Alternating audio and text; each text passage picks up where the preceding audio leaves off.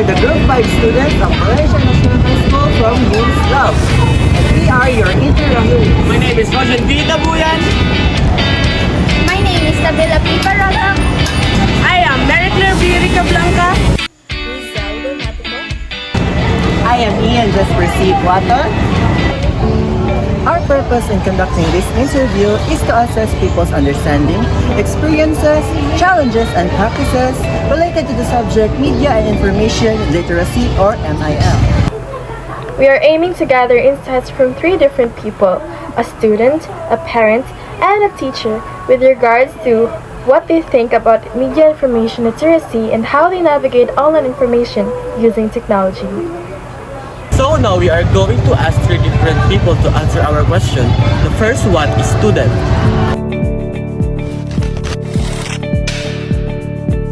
Hello, good afternoon. So we are the grade 12 Humes Lab and we want to ask you for permission to interview you regarding our subject MIL or Media and Information Literacy.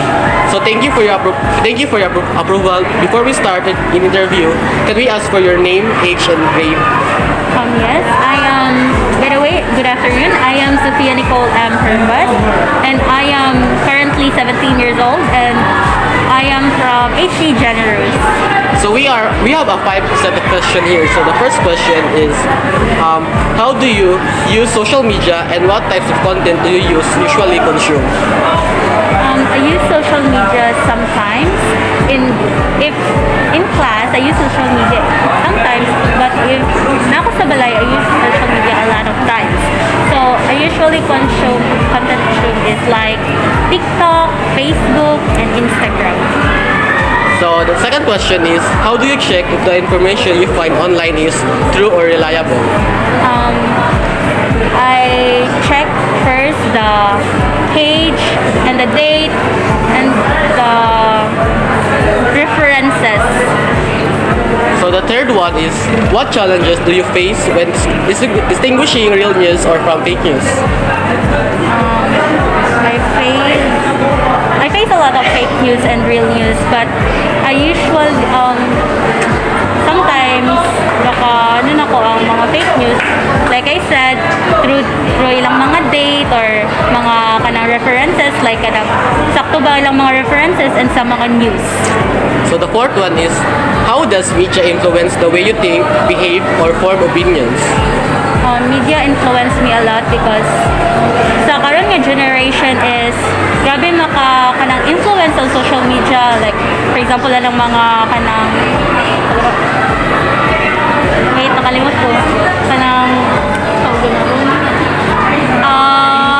like fashion, wala na sa fashion, kung mabihain ka kung ang fashion is dili ni mo sunod. So the last question is, what ways has media and information literacy helped you become a responsible digital citizen? Media literacy helped me to become responsible digital citizen. It helped me become responsible citizen because it allowed me to wait it allows me to check the reliable source, the references, the dates, and the news if it is reliable, and it makes me safe. So thank you, and that's all. Thank you. So next, we will interview the teacher. And the teacher that we will interview is Teacher Kristen Don Tausig. Good afternoon, Sir Katie. Good afternoon. We would like to ask for your permission po to interview you about our subject, MIL. Is that all right with you po? Yes, it is. So, the first question po, sure, is how do you integrate media and information literacy in your teaching practices? Okay, so basically, I am fond of integrating technology in my class. As digital age, as in the digital age, I want to engage my students with pictures, videos, medias, both in paper and printed, so that they can have that holistic learning in my classroom. So in teaching, integrating media is very important. Yes. Actually, we are a witness of that since we are students of Cherkady last school year, and really, especially especially Teacher Katie's presentations. It's actually engaging because she uses it to a whole nother level, I guess. I like Yes. that. And for the second question, ma'am, what difficulties do you observe among students when evaluating online information? Number one problem is the connection. Because although students have cell phones, the accessing internet even in data it takes expenses, it takes money, and some students cannot afford to answer online exams and ask them to submit this on this day because we need to consider their finances. So that's one of the problems in terms of asking students to submit something online quizzes, online exams, and we need to consider that as well. That is so true. Thank you so much for that, Shir. And for your third question, how has the rise of digital platforms changed the classroom learning environment? It has changed a lot. It has affected a lot, especially with the rise of AI. We need to shift. We need to change our teaching strategies, our learning environment, because we need to cope with the rise of AI even inside the classroom. So we cannot use what we were used to in the traditional setting, in the onset of digital age. We need to transform ourselves as well, as our students are also transforming and adapting technology. I think Chair Katie should join pageants.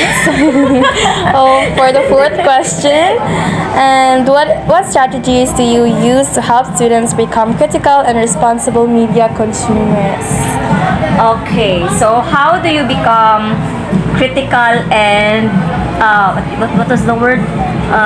Responsible media consumers? Number one is always have that orientation in class, because we really cannot deny the fact that there is already social media even in our submission of requirements, because there are teachers who create Facebook pages, Google Drive, the Google Classroom and Google Drive. So we need to orient students, inform them on how to become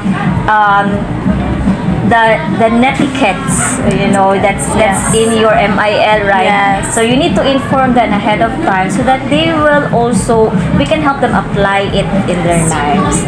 And to become responsible, we should help them practice as well.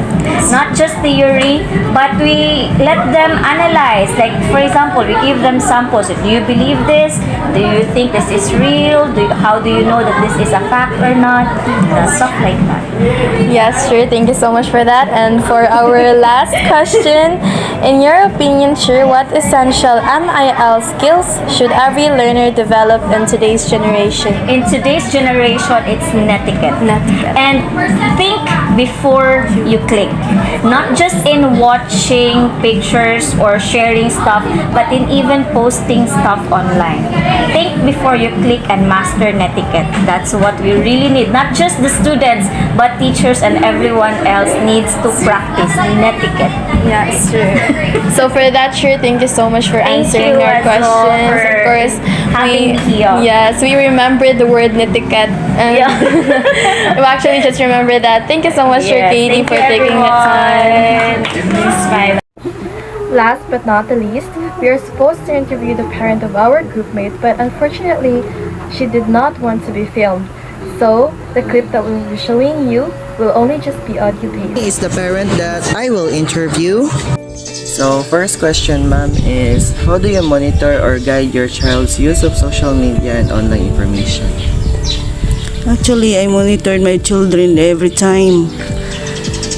Kay ang mga bata karon is lulong na kaayo using social media, using cellphones.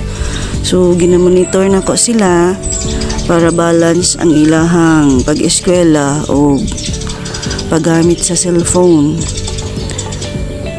Pero dili dyan nato sila mapugos, kay dili po nato hawid ang ilahang oras, o dili po nato sila makita permi nga gagamit sila sa ilahang mga cellphone. So ang atoa lang is i-guide lang para okay ang ilahang resulta sa ilahang pagtuon.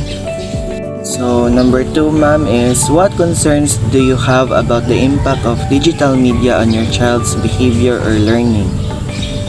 Actually, dako kayo impact ang social media sa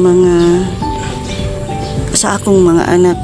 Kay sometimes na sila mga attitude nga murag na-adapt or nakuha nila gikan sa paggamit sa mga social media tungod kay murag ma-influensya na sa sige gamit so always nga tutok sa social media, so naanay mga behavior nga usahay ma-adapt na nila, which is mali og lisod kaayo na i-correct. Mao nga kinahanglan nga kita ginikanan nga gid ta permanente magmonitor sa atong mga anak para dili gid ma-influensyahan tanan sa social media ug unsa ang ilang gakabasa.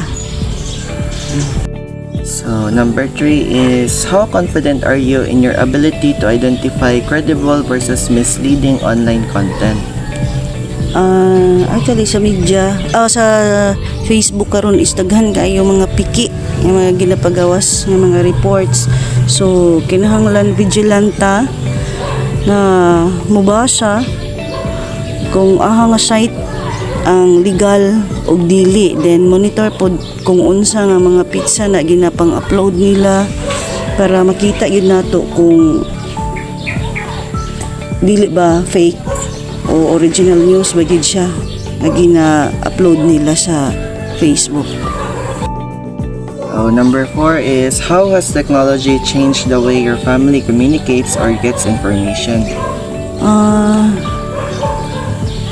Actually sa ako ay cellphone is very important in communicating my children.